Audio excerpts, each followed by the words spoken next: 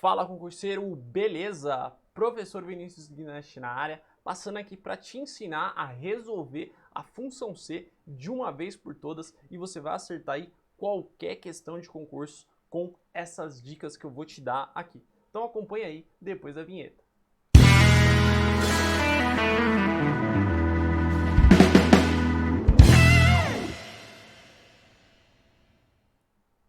Muito bem, então, nessa semana eu fiz uma pergunta lá, né? Joguei uma questão lá da banca AOCP sobre uma questãozinha relacionada à função C.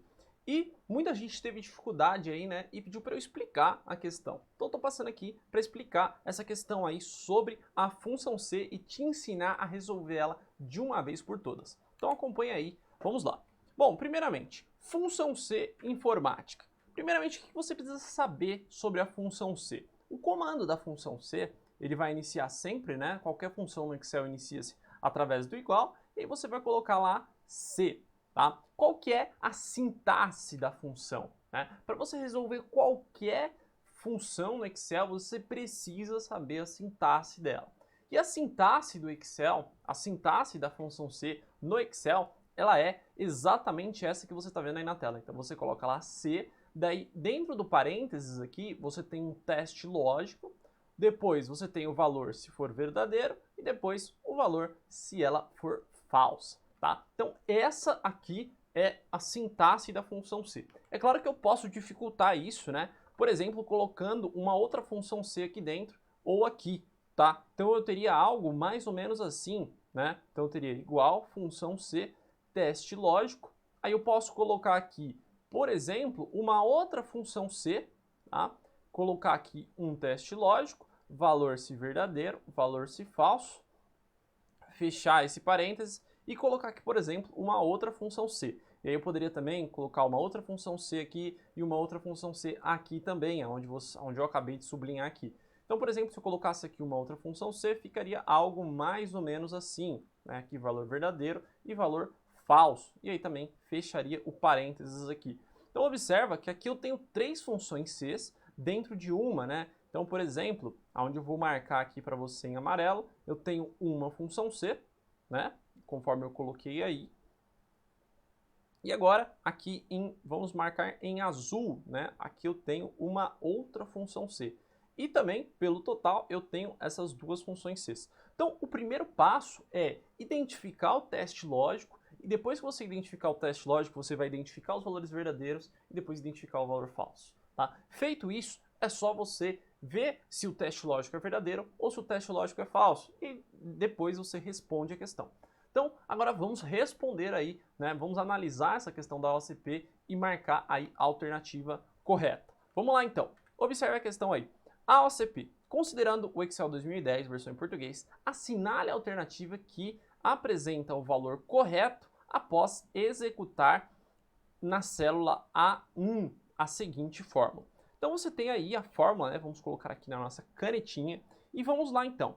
Então, ó, primeira coisa que eu tenho que marcar aqui é o nosso teste lógico, tá? Quem que é o teste lógico? O teste lógico eu vou marcar ele aqui em amarelo, tá? Vamos marcar aqui o teste lógico em amarelo. Então, ó, o teste lógico ele é sempre marcado por um operador aí de comparação, né? Então, observa que o teste lógico eu sempre faço uma pergunta. 10 menos 2 vezes 4 é maior do que 5 mais 6 elevado a zero, tá? Então, isso aqui que eu vou marcar em amarelo, isso aqui é o nosso teste lógico, tá bom? Isso aqui é o nosso teste lógico. Beleza. E agora, o que eu vou marcar aqui em vermelho, tá? Vai ser o nosso valor se verdadeiro. Então, se esse teste lógico for verdadeiro, o resultado vai ser 10. Se esse teste lógico for falso, que eu vou colocar aqui em azul, vai ser, né, isso aqui, 30 menos 8 vezes 2. Tá bom? Então vamos ver aqui, né? Então aqui eu tenho o meu... Opa, peraí. Vamos colocar aqui em preto.